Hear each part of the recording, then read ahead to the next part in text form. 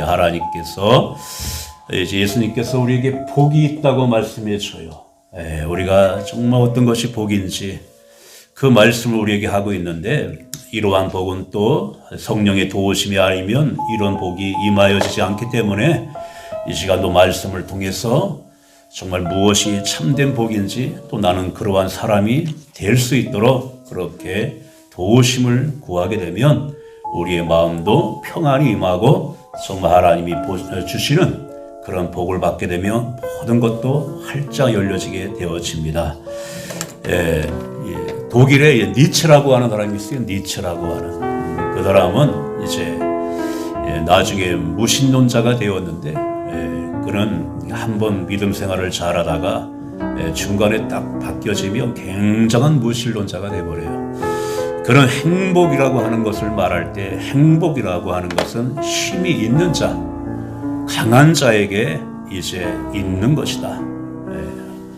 또 강한 자가 지배하는 그러한 세상을 이제 꿈꿨던 자가 니체인데, 그는 기독교에 대해서 부정적으로 말하기를 기독교는 약한 자의 종교이다. 예수님이 저렇게 십자가에 죽는 힘이 없는 하나님을 믿는 종교이다. 그렇게 그는 주장을 했어요. 그러나 힘을 추구하던 그는 자기 몸 하나 제대로 다스리지 못하여 결국 자살로 인생을 끝마치게 됩니다. 그러나 정말 약하다고 하는 이 기독교는 지금까지 살아서 역사를 변화시키고 있다는 거예요. 인간이 생각에는 강한 자가 복이 있는 것 같지만 그것이 아닙니다. 예수님도 오늘 산상수 제자들에게 산에서 말씀을 전할 때 심령이 가난한 자가 복이 있고 애통하는 자 복이 있고, 이렇게 우리가 복이 있다고 생각하지 못하는 부분들을 예수님은 반대로 얘기했어요.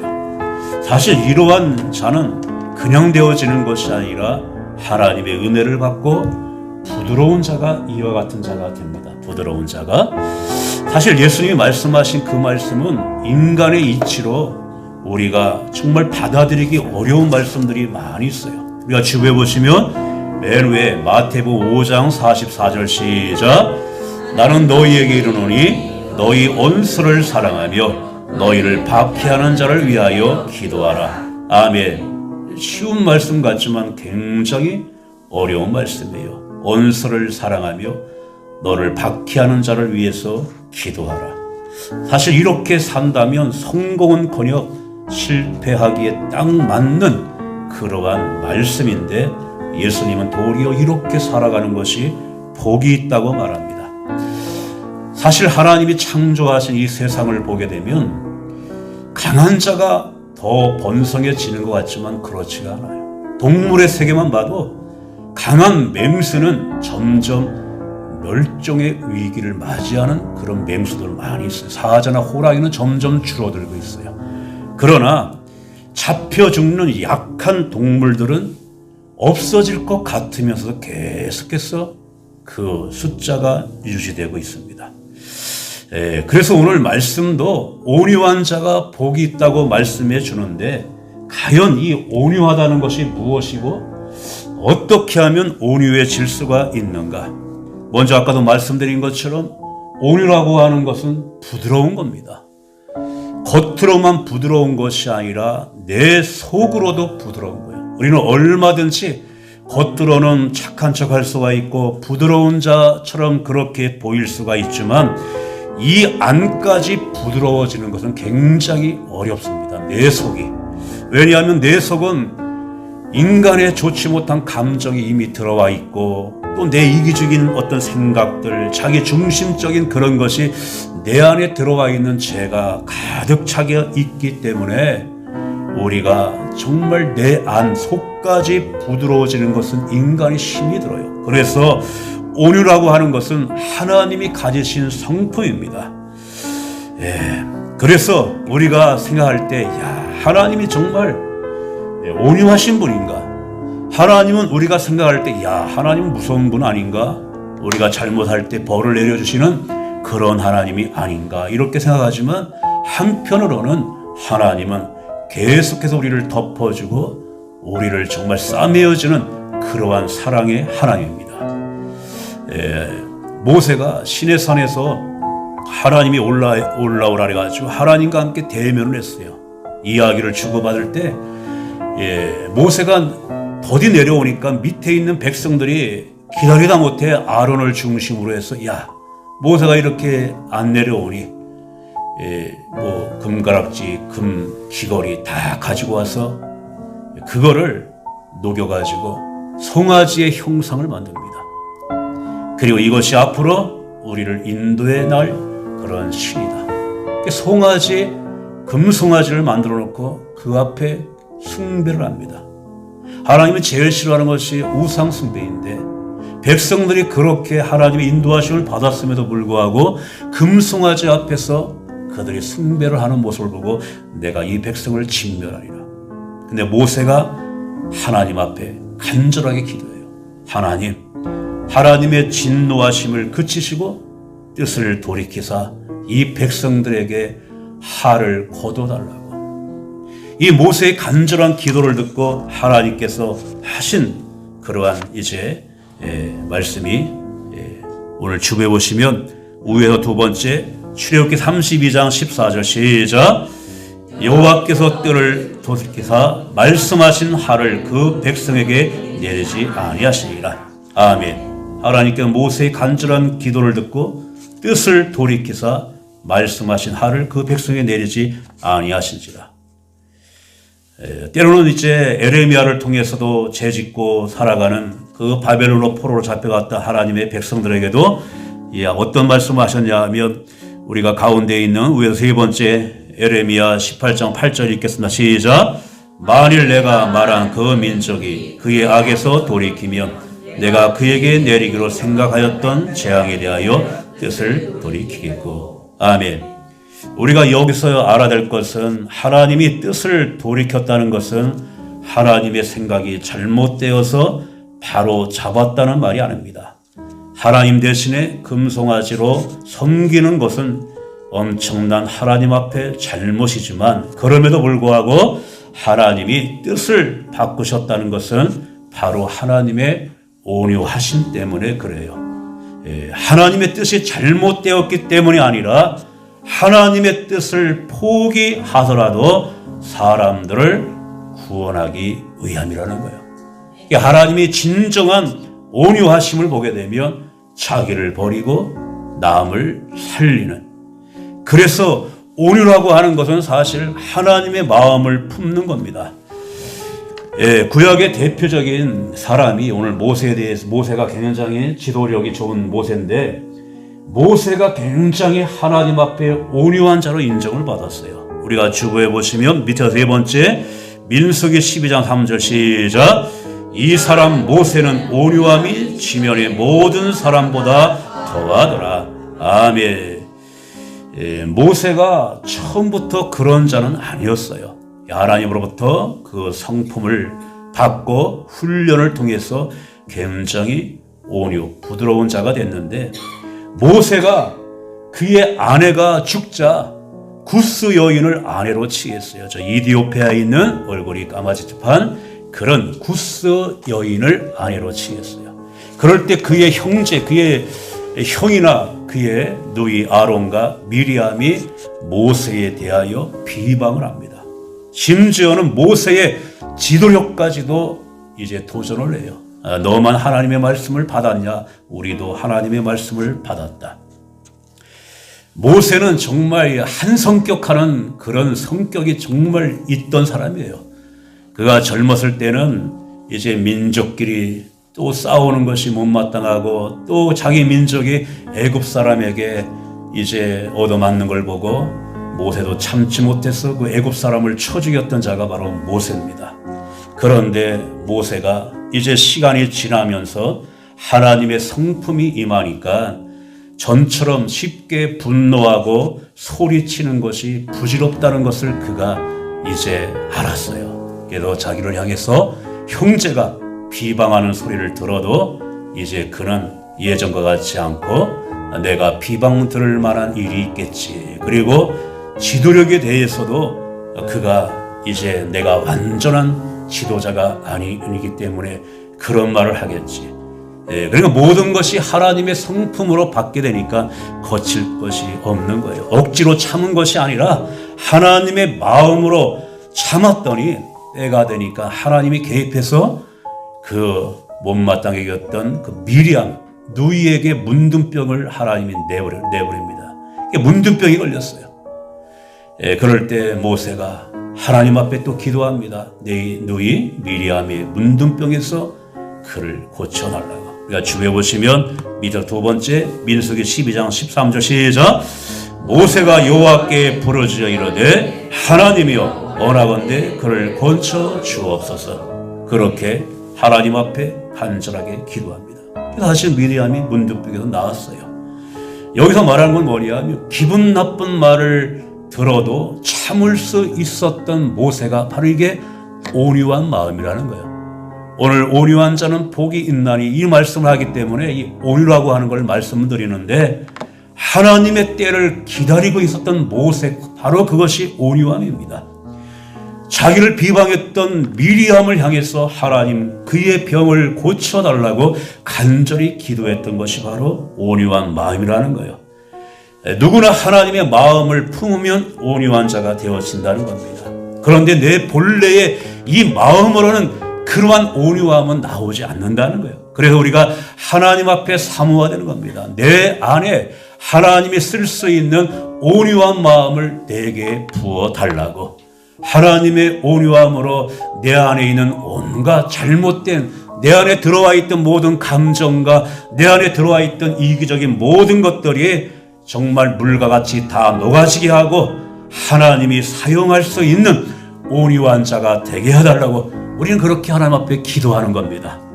처음부터 온유한 마음을 가질 수가 없어요. 하나님 앞에 사모하는, 그래야지 복이 있다고 말씀했어요. 온유한 자가 복이 있나니 이제 그들이 땅을 기업으로 받을 것이며. 저와 여러분들이 기도해 주셔서 제가 이번 주에 노회장 임기를 잘 마쳤어요. 노회장 끝 무렵에는 정말 처리할 노회 일들이 또 있어가지고 신경을 썼더니 노회장의 이제 노자가 늙을 노자입니다. 그게 늙어진 것 같아요. 머리가 너무 이 하얀 머리가 팍팍 나오면서 이제 요번에 마지막 이제 말씀을 전할 때 끝나고 나서 목사님 노회장 되더니 왜 이렇게 머리가 하얘졌냐고. 머리가 많이 하얘졌어요. 온유하지 못하니까 뭐 사건들이 막 일어나서 그런 처리할 문제들, 또 세상적으로 덕을 못 미쳤던 문제들, 막 이런 것들을 이제 또 처리하고 신경을 쓰다 보니까 많이, 한마디로 보면 이제 온유하지 못하고 부드럽지 못하니까 이러한 일들이 벌어지는데, 하나님이 가지신 성품이 온유함이고 그 하나님의 이 가지신 성품을 이 땅에서 보여주신 분이 바로 예수님이에요. 예수님은 사실 약한 분이 아닙니다. 약할 필요도 없는 분인데 스스로 이 땅에 모든 하나님의 그 자리를 버리고 내려오셔서 종이 되었고 십자가에 죽었으니, 예수님은 정말 더 이상 온유해질 수 없을 극 온유함 끝까지 가서 예수님은 정말 온유하고 온유한 자로 그렇게 이제 십자가에 지셨는데, 십자가라고 하는 것은 정말 이 강한 자들이 그 약한 자들이 얼마나 무기력하다고 하는 것을 보여주기 위해서 십자가에 처형시키는 거예요. 그래서 우리가 이제 그 십자가의 그 모든 것을 보면 강한 자 앞에 약한 자가 옷이 다 벗겨져서 이제 손가발에 못이 박혀서 그렇게 더 이상 약한 자의 모든 수치가 더 이상 끝까지 노출시켜서 그렇게 십자가에 죽는 것인데, 그렇게 십자가에 처형을 시켰던 이제 강한 로마 황제들은 이제 이 시대와 함께 그들은 사라져버리고 도리어 그렇게 약한 자로 죽었던 예수님만 다시 살아나서 경배를 받고 있습니다. 그래서 십자가가 가장 강함을 보여주신 분이 바로 예수님입니다. 그래서 우리가 배울 것은 예수님의 그 온유함을 끊임없이 배워야 됩니다. 예수님의 온유함. 그래서 우리가 배울 것은 예수님의 그 온유함을 끊임없이 배워야 됩니다. 예수님의 온유함을. 우리가 주부에 보시면 맨 밑에 마태복음 11장 29절 시작. 나는 마음이 온유하고 겸손하니 나의 멍에를 메고 내게 배우라. 그리하면 너의 마음이 쉼을 얻으리니. 아멘. 예수님은 마음이 온유하고 겸손하니 나의 멍에를 메고 내게 배우라. 그리하면 너의 마음이 쉼을 얻으리라.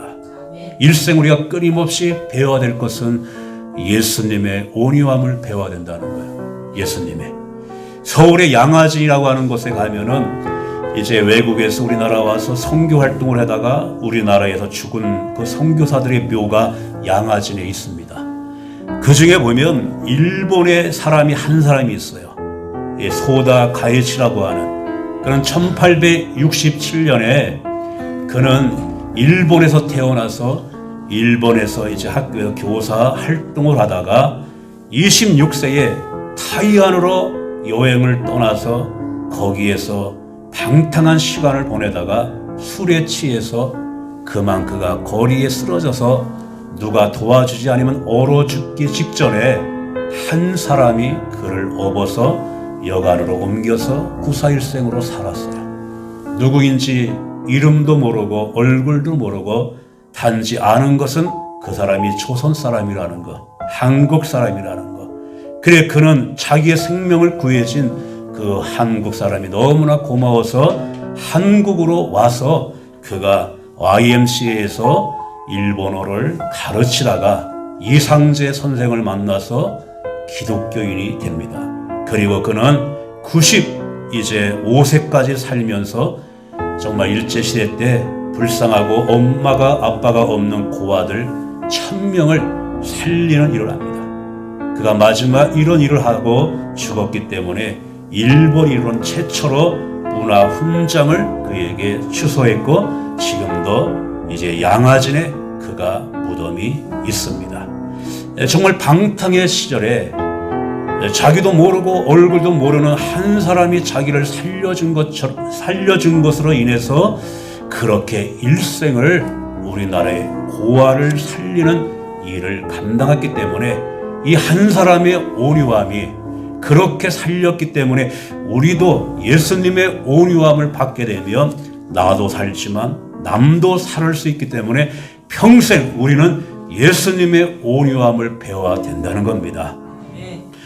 그런데 이 온유함이 하나님의 성품이고 예수님께 배워야 되지만 이게 하루아침에 되지가 않아요. 제가 아까 초반에 말씀했죠. 이 온유해지는 것, 부드러워지는 것은 겉만 부드러워지는 것이 아니라 우리의 속까지 부드러워져야 된다는 거예요. 겉으로는 아무리 우리가 정말 그 사람 괜찮은 모습으로 보일 수 있지만 내 속 안이 부드러워지는 것은 힘들기 때문에 그래서 온유라고 하는 이 언뜻을 보게 되면 큰 의미가 있어요. 이 길들여지지 않는 그 야생마를 계속해서 훈련을 시켜서 길이 들어져서 그를 말을 잘 듣게 하는 그 상태, 이것이 온유라는 겁니다.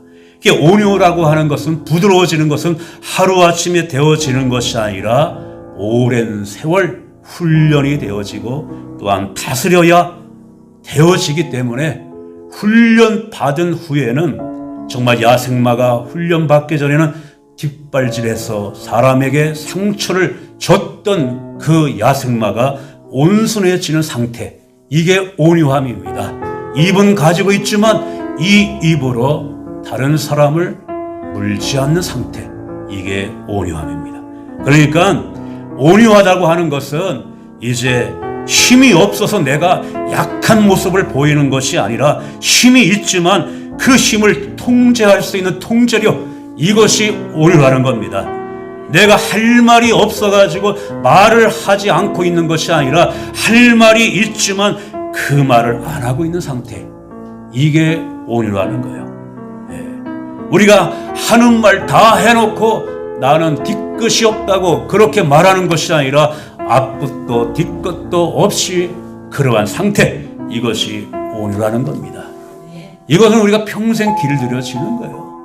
내가 신앙의 성숙함이 오면 내가 약한 자의 모습을 보여주는 것은 내가 힘이 없어서 그런 게 아니에요. 내 안에 이제 예수님의 마음이 내 안에 들어왔기 때문에, 부드러운 마음이 들어왔기 때문에 온유해지는 겁니다. 어떤 아내가 이제 강아지를 잘 훈련하는 법, 이 책을 보면서 잘하면 강아지 머리를 쓰다듬고 또 먹을 거를 주고, 책의 내용대로 그렇게 하면서 곰곰이 생각해서, 야, 내 남편도 저렇게 칭찬해주고 먹을 거를 잘 해주면 되겠지. 그리고 그대로 이제 칭찬해주고 먹을 거를 잘해서 어느 정도 부드러워졌어요. 그런데 어느 날 그 아내가 보았던 책을 본 거예요. 강아지를 잘 다루는 법. 그 순간에 더 완악해졌다는 거 아닙니까? 나를 개처럼 여겨? 그런 식으로. 정말 예수님의 이 온유함, 그러니까 우리가 온유라는 것은 내가 저 사람을 이길 수 있지만 져주면서 그 사람을 내가 속으로 한을 품는 것이 아니라 그 사람을 축복해 나가는 것, 이것이 온유인데, 이 온유라고 하는 것은 성령의 9가지 열매에 해당하는 것처럼 인간이 받을 수가 없습니다. 성령의 은혜가 내 안에 임해야져야 우리가 온유한 자가 되어지는 겁니다. 예수님이 이렇게 온유함으로 사셨고, 나중에는 이 세상의 모든 자들이 그 예수님 앞에 무릎을 꿇고 경배하는 자가 되었어요. 그리고 예수님이 정말 온유한 자가 되어지는 자들은 땅을 기업으로 받겠다고 말씀해 줍니다. 온유한 자가 사실 하나님의 복도 받을 수가 있어요. 온유한 자가 땅을 기업으로 받듯이 사람의 마음도 받을 수가 있는 것이 바로 온유한 자입니다. 그렇기 때문에 예수님은 정말 우리가 생각할 때, 이것이 어떻게 심령이 가난한 자 복이 있고, 애통하는 자 복이 있고, 긍휼히 여기는 자 복이 있고, 마음이 청결한 자 복이 있고, 이렇게 세상을 살아가며 이게 손해보는 거 아닌가라고 생각하지만, 이 모든 것이 사실 부드러운 자가 되어질 때 하나님은 복을 받는다고 말씀해 주는 겁니다. 온유한 자는 복이 있나니 그들이 땅을 기업으로 받을 것이요. 그렇기 때문에 평생 예수님처럼 온유한 자가 되어져야 되고, 온유한 마음을 성령의 은혜로 받아야 됩니다. 온유한 자가 승리하게 되어 있습니다. 사람이 마음속에 한을 품고 마음속에 좋지 못한 감정을 품고 살아가게 되면 부드러운 자가 되어질 수가 없습니다. 그렇기 때문에 이 세상의 모든 것에 참된 영향을 미칠 수 있는 것도 온유한 자입니다. 우리 다시 한번 5장 5절 말씀, 주부의 5절 말씀 한번 읽고 마치겠습니다. 시작. 온유한 자는 복이 있나니 그들이 땅을 기업으로 받을 것이며. 아멘. 평생 예수님을 배워 예수님처럼 온유한 자, 복된 자가 되시기를 주님으로 축원을 드립니다. 이제 우리의 453장 찬양하시겠습니다.